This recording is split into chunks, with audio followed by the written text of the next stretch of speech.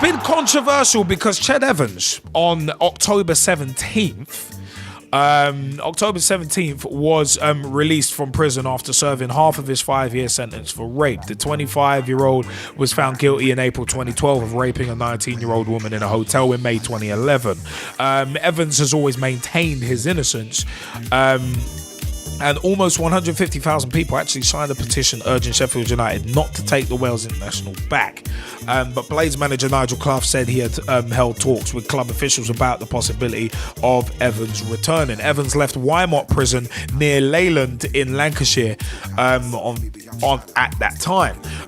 United signed the player for $3 million in 2009, but released him the month after he was convicted of raping a woman at a hotel near Rhyl in Denbighshire. Evans denied the offence but was found guilty by a jury at Caernarfon Crown Court. A statement on his website said he would continue to fight to clear his name. PFA Chairman Chief Executive Gordon Taylor said that Evans should be allowed to continue his career after his release.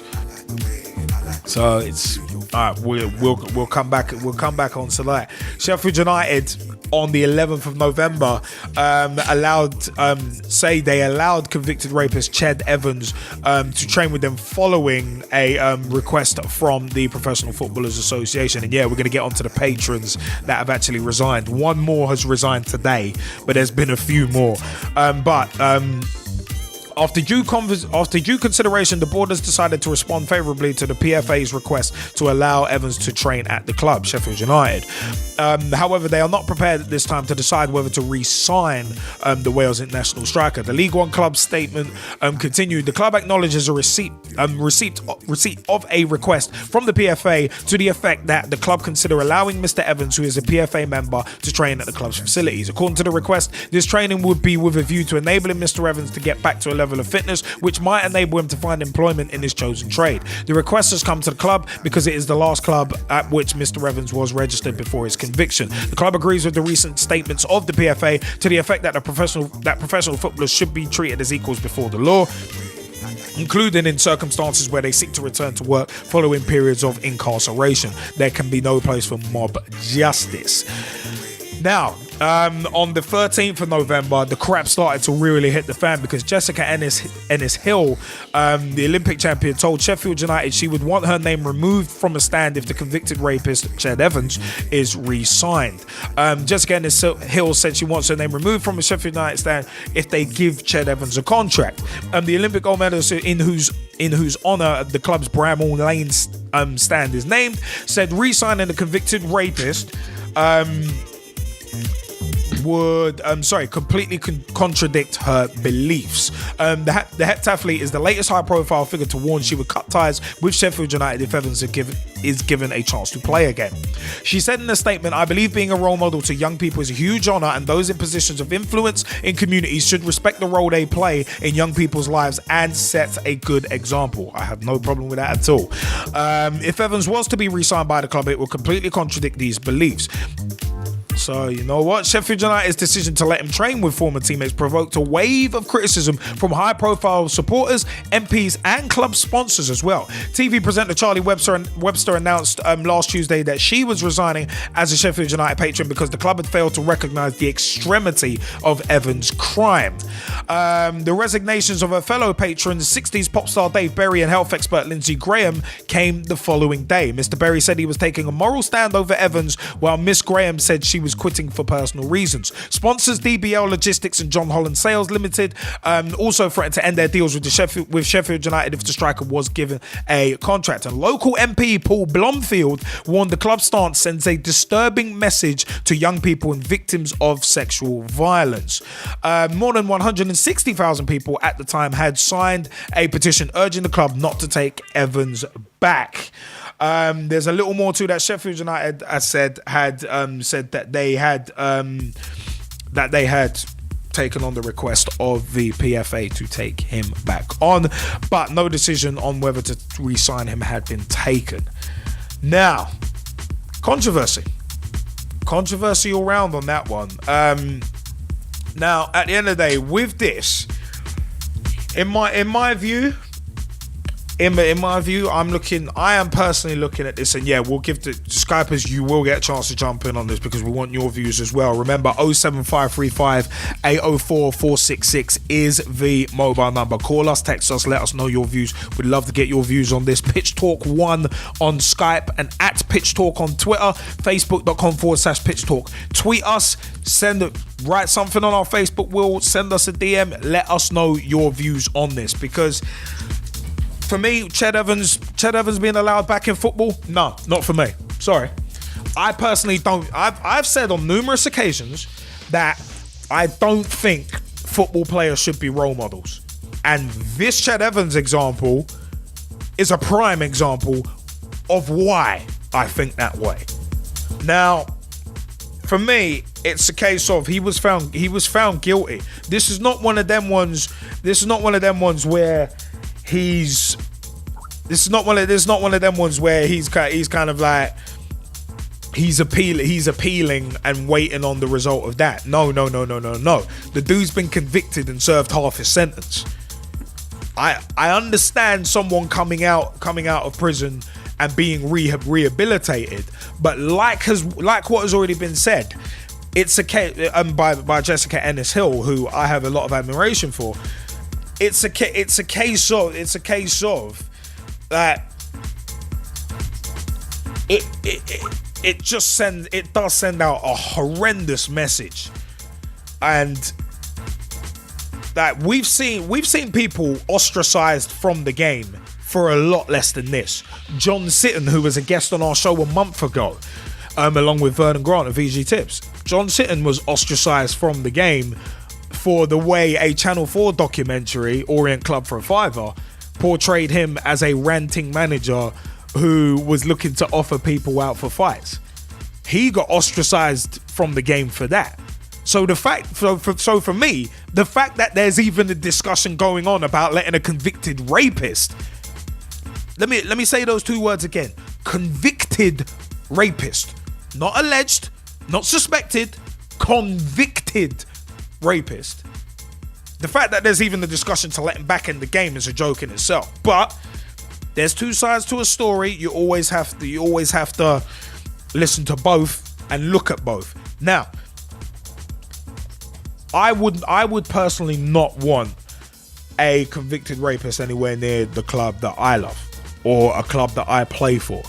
I wouldn't want that. I legitimately would not want that, because if I had children, especially if I had a daughter, I wouldn't want her looking up to that guy, because the man's a convicted rapist. Rape is a very serious offense. Let's not get that wrong. Let's not get that misconstrued. Let's not get it twisted. That is a very serious offense, and Ched Evans has been found guilty of it.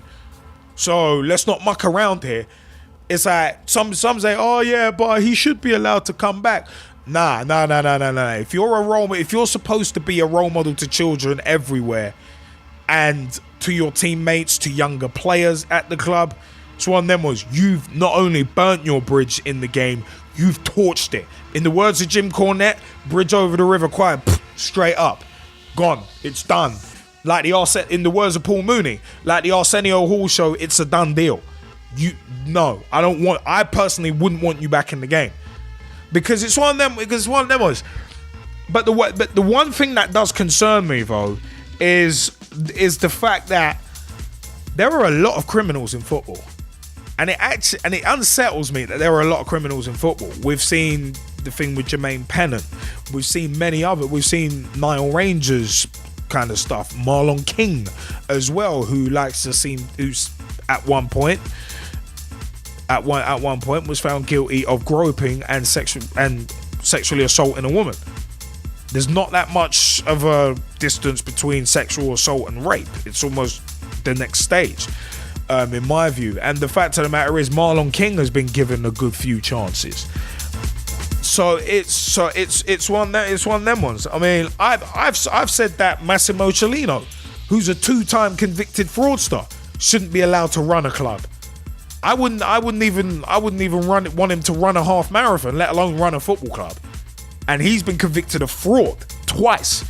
So the fact of the matter is, for me, I wouldn't want a convicted rapist. I wouldn't want I would not even want my children cheering for him, because it's like, you are legitimately cheering a convicted rapist. Nah, I'm not on that. Not on that at all. And I'm not even a parent, and I feel that strongly about it. Now the fact of the matter is, you've got patrons. Dave Berry, and Lindsey Graham as well. You've got, eventually this is going to start costing Sheffield United a lot of money. And some say controversy creates cash, which it does. But the fact of the matter is, this is not the kind of PR you want. It really isn't. And for me, the fact of the matter is, sponsors DBL Logistics and John Holland Sales are threatening to end their deals with Sheffield United if the man is given a contract. So in theory, on a very rudimentary level, if Sheffield United were to sign Ched Evans on a permanent deal, then they're gonna lose a hell of a lot of revenue.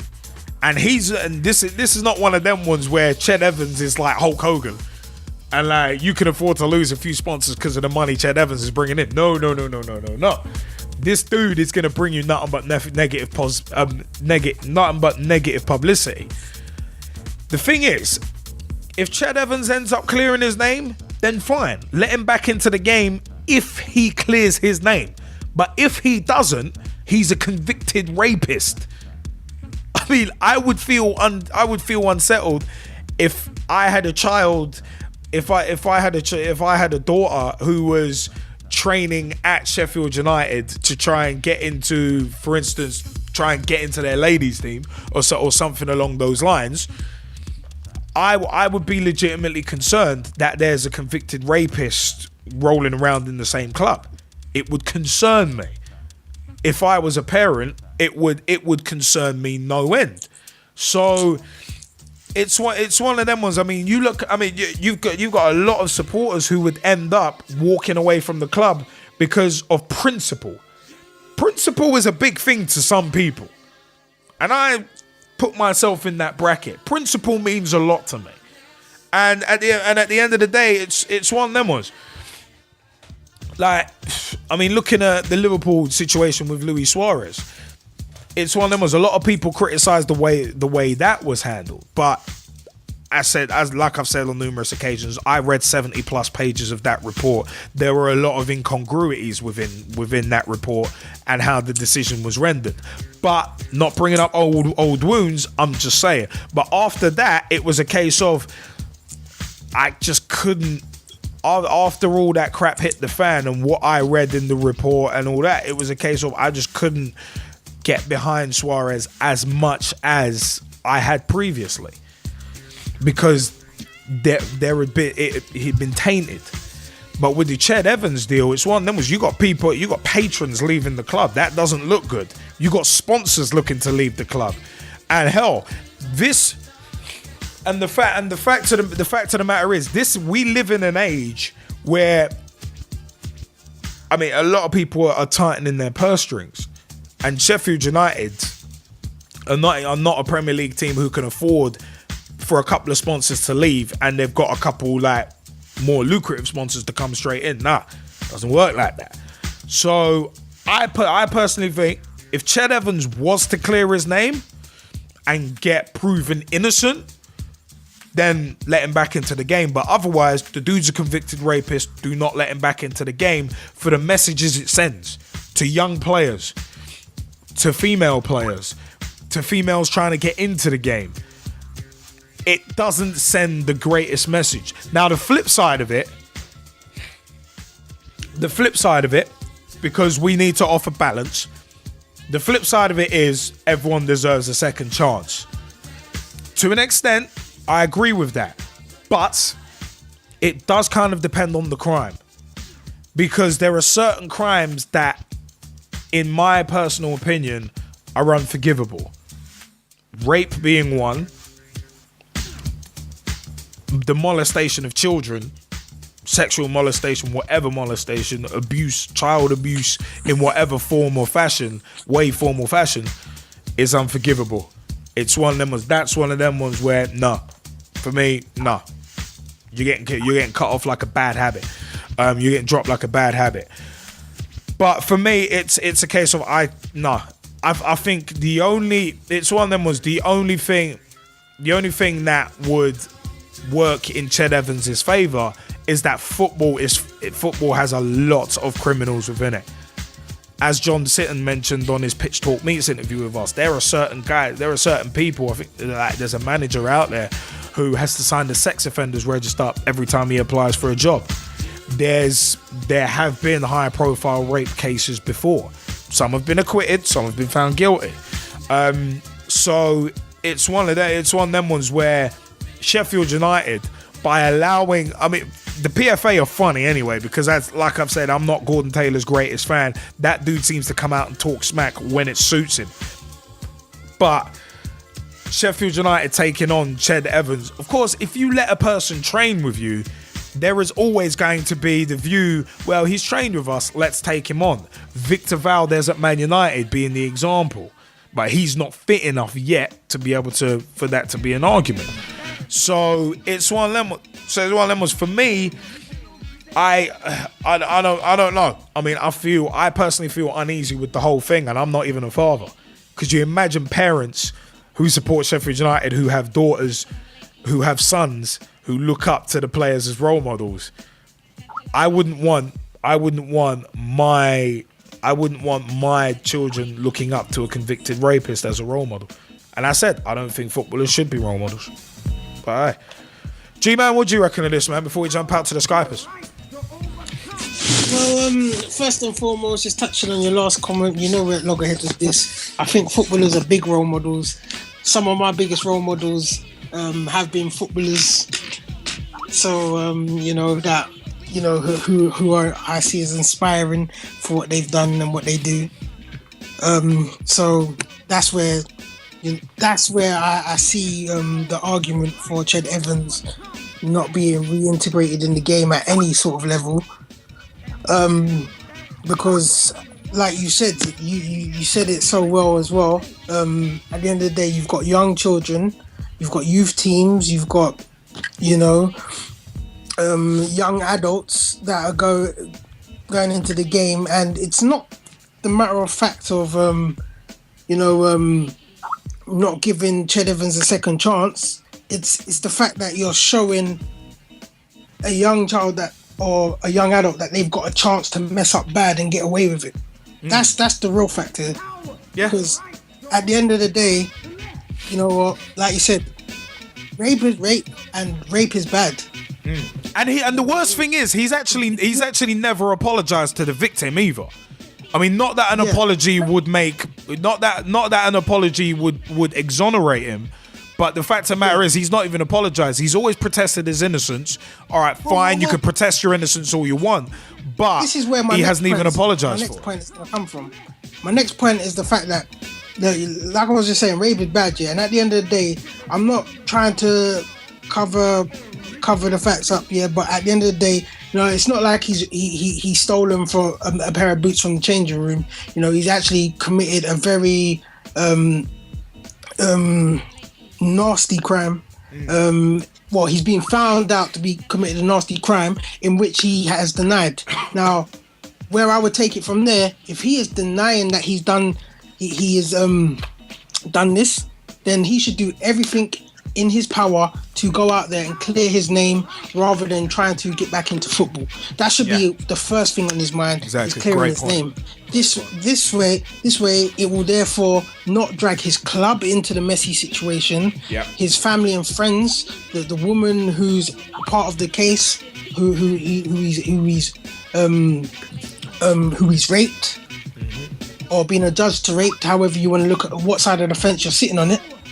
And it's one of those situations, like, for me, Ched Evans and his PR team, they should really be looking to get his name cleared rather than trying to get him back into Sheffield United. And definitely Sheffield United, personally, I don't know what they're thinking, because if I'm a manager of a club, I personally, or if I'm an owner of a club, I personally wouldn't want a convicted rapist on the books. That's just my personal stand. I wouldn't want that. Not just for the fact that it's bad, you know. Not just for the fact that it's bad publicity. It's one of those things. It's like you said, the message that you're sending out there. It's all about the messages.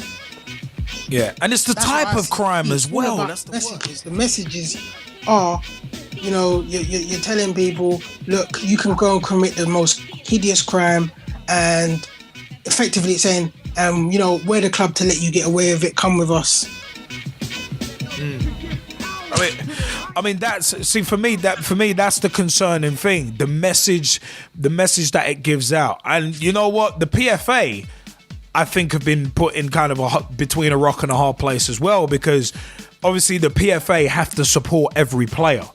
That's what they're for. So they by default have to support him. But even then it's a case of how far do you really support him?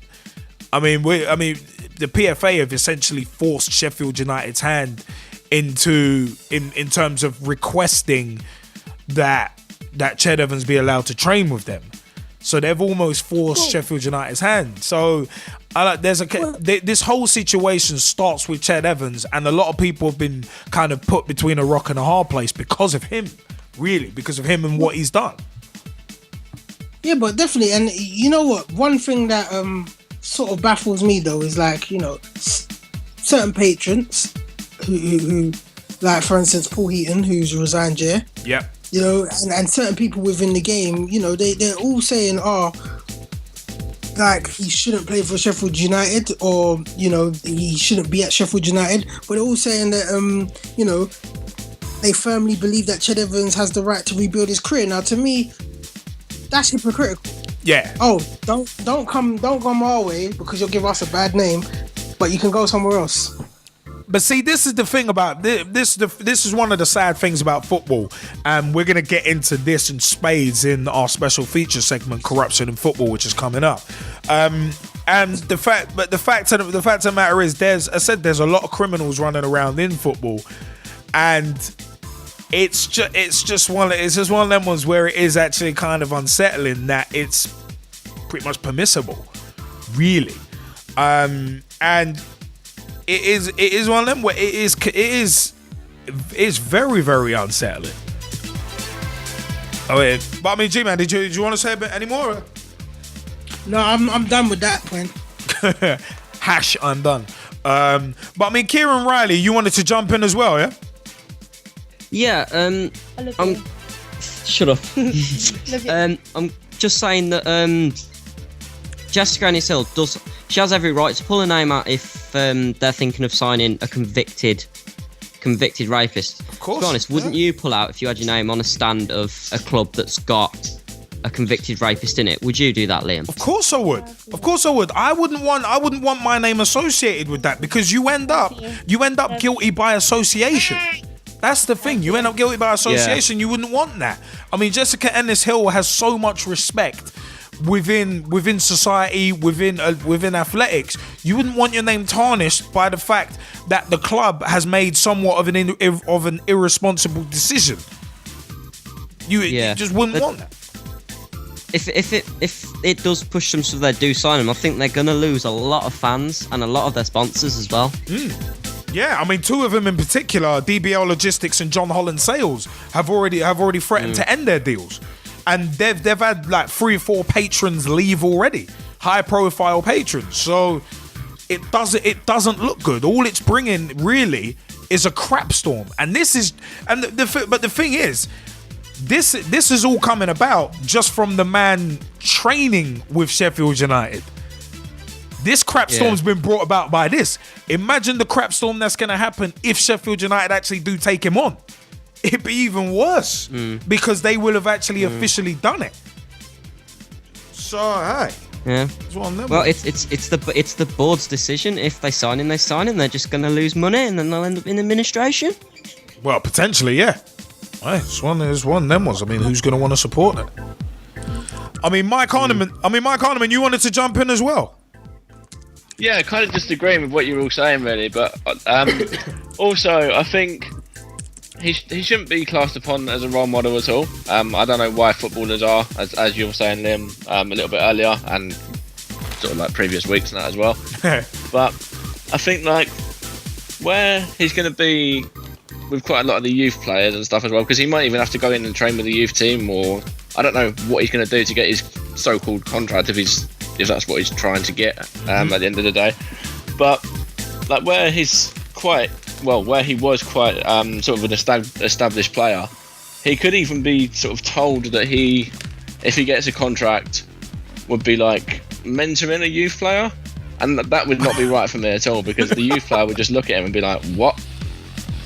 Well, it's going to be one of them ones. You're going to have a convicted rapist mentoring a young person. That something about that, something's rotten in Denmark. That just doesn't sound right. From a moral standpoint, that doesn't sound right. As well, I think it could really like cause a lot of problems with the squad. I think the squad could, like, if some of them could walk out, some of them could hand in transfer requests. You could have like a tramway where you get like 8 or 9 people wanting to get transferred. It could go really like it could become quite a big issue, really. I mean, it's one of them ones. I mean, Russ Vernon, you wanted to jump in as well on this. Yeah, I actually know a Sheffield United fan at college, Liam, and I was speaking to him about it when he heard they were back training with Sheffield United, and he actually said to me that if Sheffield United do actually sign Ched Evans back, he's going to be switching from the red and white half of Sheffield and going to support Sheffield Wednesday.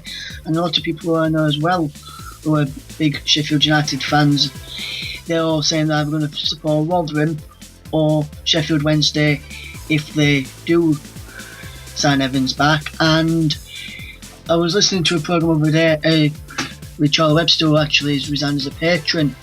She's actually... Yeah, we mentioned it. Yeah, we mentioned that earlier, yeah. Yeah, she was speaking over there, and she actually said she's no longer looking for another club, but she had a season ticket to Bramall Lane. Well, she still does at the moment, and she says if Sheffield United do sign Ched Evans back, she's going to rip up a season ticket and in front, go down to the training ground and rip it up in front of Nigel Clough for them signing Sheffield United back, because I saw an interview with Nigel Clough as well, and he says it's going to be between him and the board who made the final decision whether Ched Evans comes back or not. So it's pretty much the board's. Well, it's pretty much the board. Well, the thing is, it's pretty much the board's decision to make. Not necessarily Nigel Clough's decision, it's the board's decision, because of course a board at a football club is the be all and end all. Nigel Clough can make recommendations, but it won't be like completely his decision. But for me, as said, it's this thing about the messages it sends out. That's the thing. It's the message the whole thing sends out. If they sign him, it just does not send any sort of good message. As said, there is the other side to the coin about, oh yeah, everyone deserves a second chance. But at the end of the day, no, it's just not. It's not going to be a good look for football, and football really and truly can't afford much more bad publicity. I mean, football and wrestling are two sports that really can't afford much more bad publicity. And one of our segments tonight, the returning corruption in football segment, well, it's one of them. We'll get onto that later. But I mean, as I said, it's just one of them ones. It is a very, very prickly issue. And Gman, let us know if we get anything on socials. Gman, please let us know. I mean, we'd love to articulate the views of the fans as well, because without a doubt, man. Yeah, because at the end of the day, I mean, it's one of them ones where the whole, I mean, this is one of them things that is polarizing opinion.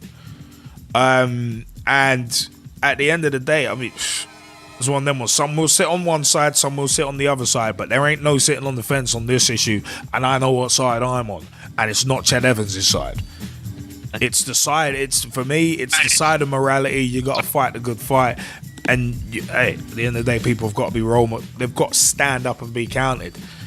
I mean, football has dropped the ball on so many occasions in terms of setting an example that we will not allow this in the game. Football's dropped the ball on so many occasions with that. It saddens me, but it's one of them ones. I'll leave that as that. But you know what? Yeah, remember, we are your Monday. I just want to ask a side question. Yeah, shoot, go on. Interesting side question. All right, fair enough. A lot of people say footballers are not role models, yeah? Yeah. That means managers are not role models as well, you can say. Yeah. Because they're associated with footballers and some are ex-footballers. Some owners, potentially, are not role models. Yeah. So, does football really have to show... does football have to basically be a good show on life then? Well, if you don't want the players to be role models, if you don't want to see them fit as role models, isn't the players just a reflection of what the game is? Well, I've always said football is a microcosm of society. So the fact that footballers are not role models, I feel that I say the same thing with celebrities being role models. Most of them shouldn't be, because most of them, if they had a brain, they'd be out playing with it. And the fact of the matter is, if you were to brainwash some of them, all you'd need is an eyedropper. But for me, it's a case of there are some players who legitimately are doing good things in football and should be held up in that regard. Craig Bellamy might have had his scrapes during his career, but the work he's doing with the Craig Bellamy Football Foundation, what Jamie Carragher does with the 23 Foundation, what Rio Ferdinand does with his soccer schools out in South Africa, what Didier Drogba does, if you've seen his sports life stories, those are the kind of things that really should be held up. But a lot of people don't know about those things, and it's always the negatives that are put out there. But for me, as I said, football is a microcosm of society, and for me, there's not many role models in society on a general basis. Nelson Mandela has passed away. Martin Luther King passed away. Malcolm X passed away. Mother Teresa not around. Gandhi not around. A lot of the big time role models who you would look up to and say they were paragons of virtue, bastions of change, great figures in humanity. There's not many of them anymore. There's not many of them who don't end up looking like hypocrites by the time it's time for them to shuffle off this mortal coil, as my mum would say. So it's one of them ones. I'm not a fan of celebrity culture, and I'm not a fan of footballers as role models on a general basis in the professional game. If you come away from the professional game and come down a few levels, then you've got quite a few role models around. Women's football has a hell of a lot of role models around. Rachel Yankey, Alex Scott, Casey Stoney, among others. You could look upon as role models and say, you know what, they are doing things the right way. They do not bring the game into disrepute.